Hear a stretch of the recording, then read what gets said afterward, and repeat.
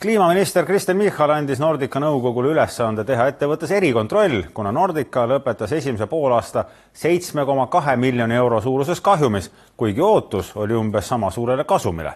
Nordica senine juht Jan Palmér lahkus ettevõttest päeva pealt. Erikontrolli algatamise tingis rahvusliku lennukompanii ootamatu miinus.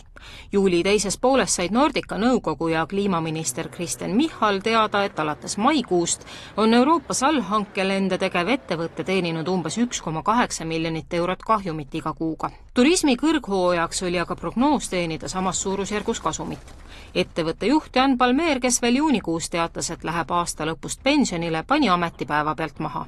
Esmane kiirhinnang on, et väga paljude asjade kokkulangemus, ehk et keeruline on olnud meeskondi leida, samamoodi on hooldustööde ja hoolduseks vajalike osade saamise tarneajad väga pikad, mis tähendab, et lennukid ei ole saanud maast õhku tõusta. Millal sai nõukogu teada, et kõrghooaja alguses ei ole ettevõttel piisavalt ei lennukeid ega töötajaid?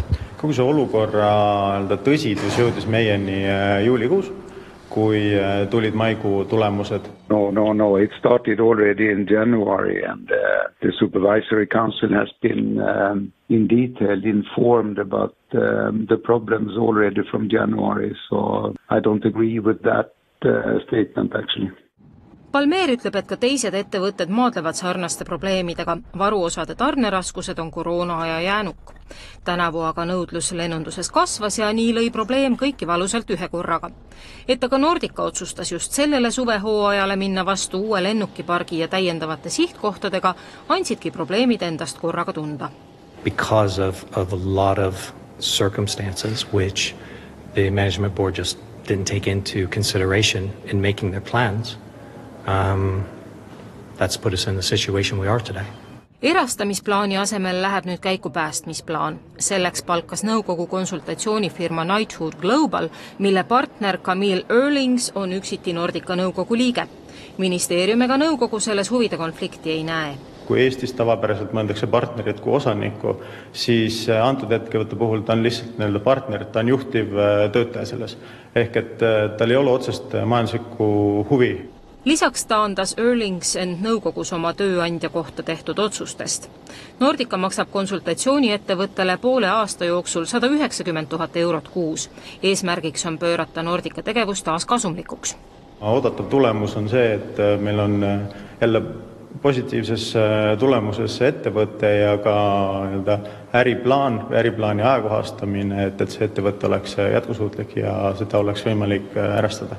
Ja kui seda ei juhtu? Kui seda ei juhtu, siis ja kui majandustulemused jäävadki halvaks, siis loomulikult ettevõte läheb oma pankrotti. Kliimaminister Kristen Michal on meil nüüd ka stuudios. Tere õhtust. Tere õhtust. No, üks asi on mulle natuke selgusetu, ehk oskate lahti seletada, et kui Jan Palmér ütles pärast jaanipäeva, kui ta teatas oma peatsest lahkumisest, et firma on heas seisus, on õige hetk lahkuda, firma on heades kätes olnud ja nüüd võib minna. Ja nüüd täna ütles ta, et ta teadis juba jaanuaris või et firma juhtkond teadis juba jaanuaris, et asjad on väga halvad. Et kuidas seda nüüd aru saada?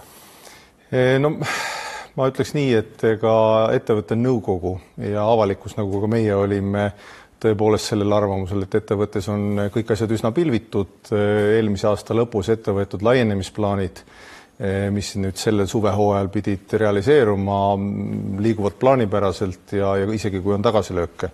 Nüüd juuli keskpaigaks sai selgeks, et see nii ei ole. Juhatus teadis juba jaanuarist.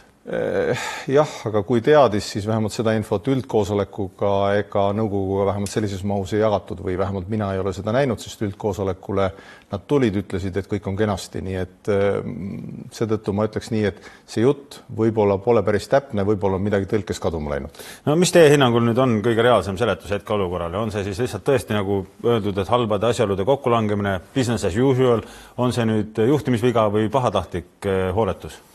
No mina ütleks, et ilmselt siin on mitu komponenti ja ma rõhutan, et tegemist on ju väga esialgse hinnanguga, et ilmselt on tegemist ikkagi ettevõetud suurte laienemisplaanidega, mis otsustati varasemalt ära ja ettevõte oleks jäänud oma nii-öelda liistude juurde, oleks ta suutnud vaikselt toimetada ehk kasvadagi ühel hetkel jõuda erastamiseni. Asuti laienema ja laienemise käigus ei suudetud ära teenindada seniseid kliente ja ka uusi kliente ja lepingud, mis pidid olema tulu, on tegelikult täna kulu. Seal on ka veidi ebaõnne, ütleme nii, et ärilist ebaõnne, mis tähendab, et lennukid on kannatada saanud, mingid tarneosad ei tule õige kiirusega, nii edasi. Aga on ka halba juhtimist, mis tähendab, et ei ole kõik asjad sammud läbi planeeritud, nii et sellele kõigele me ilmselt saame ülevaate ja vastuse siis selles tellitud erikontrollis, aga ma küll rõhutaks seda, et sellise mastaabi valeotsused võivad tähendada ka, et lendunduse see pool, mis on opereerimine ehk Nordica, võib sattuda väga negatiivsesse majandusolukorda. Kui me nüüd vaatame sellel skaalal, väga meelevaldne, aga ikkagi erastamine ja pankrot, et kumb see tõenäolisem hetkeseisuga teile tundub? Minu meelest nad viivad mõlemad ühe tulemuseni, küll üks on täiesti ebasoovimatu tagajärg, aga ütleme nii, et ettevõte, mis asutati selleks, et ta lendaks Tallinnast või lendaks Eestist ja oleks ka majanduslikult jätkusuutlik. See oli tollane ühiskondlik kokkulepe, miks Nordica asutati. Minu hinnangul tänases ettevõtte seisus on mõlemat ühiskondliku kokkuleppe poolt murtud. Ta ei lenda Eestist, ta veab allhanget ja sellisele ettevõttele meil ei ole strateegilist huvi lisaraha anda, teda jätkuvalt päästa. Ja ma arvan, et ettevõtte peab nüüd ennast ise päästma, seal on kriisimeeskond sees, nõukogu teeb, mis nad suudavad. Kui seda suudetakse olukord stabiliseerida, siis igal juhul läheb ta erastamisele, nii et pikemas plaanis ma arvan, ta ei peaks olema asi, mis on maksumaksja omanduses ja kanda. Kui nüüd lõpetuseks lühidalt võrrelda, et me oleme sinna investeerinud praeguse seisuga laias laastus 100 miljonit eurot. Kui nüüd võrrelda lätlaste Air Balticu tegemisi, kuidas hindate? Ütleme nii, et ega sellise rahvuslike ühenduste pidamine tihtipeale ongi pigem kulu kui rõõm ja oodatud tulu. Et meie lennunduses on ju 2 poolt ja 2015 tehti ka üsna sellised nutikad otsused, eriti täna vaadates, kus varad pandi ühele poole ehk lennukid ja kõik varad on kenasti alles, maksumaksja jaoks isegi sama hinnaga või veidi kallimad, aga operatsioonide pool ehk see risk Eestist lendamiseks, kõik need muud riskid viidi lahku. Ja need samad riskid tavaliselt, mis riikidest eriti väiksema ja kehvema ühendusega riikidest lendamisel on, tihtipeale tähendavad, et riik peab peale maksma sellele ühenduse pidamisele, aga täna, nagu me enne just arutasime, Nordica ju Eestist ei lenda, seetõttu ta ei täida seda strateegilist otstarvet ja kärpe ajal öelda, et maksta peale selleks, et keegi teeb allhanget Rootsis või Saksamaal, ma arvan, et ei ole mõistlik, pigem anname selle raha lennuväljale ja lennujaamale, kes siis teeb uusi ühendusi. Kristen Michal, aitäh nende kommentaaride eest.